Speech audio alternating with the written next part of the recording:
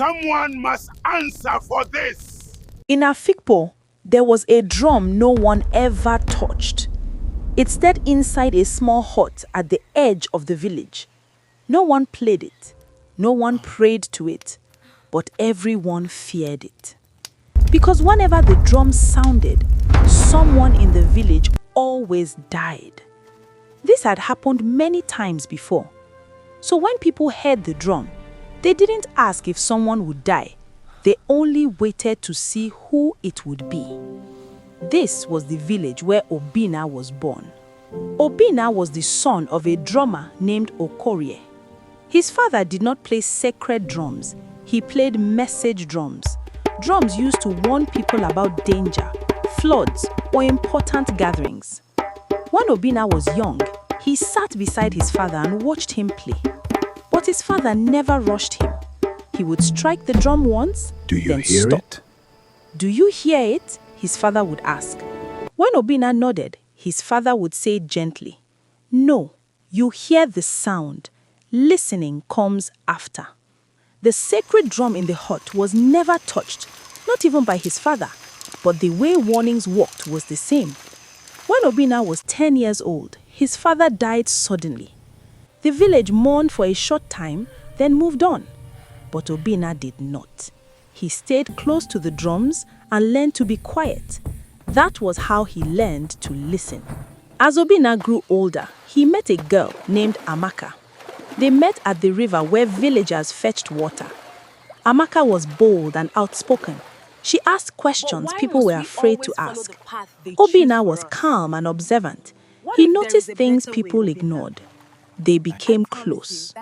But not everyone liked that. Some elders whispered that Amaka was troublesome. Others said Obinna thought too much. Around this time, Obinna noticed something strange. Before every death in the village, the river changed first. The water slowly grew darker. Fish began to die. Animals stopped drinking from certain parts of the river. This did not happen all at once. It happened little by little. But when the drums sounded, people forgot all of this. They blamed someone instead. One night, the drums sounded again. The village froze. People ran into their homes. Mothers held their children tightly.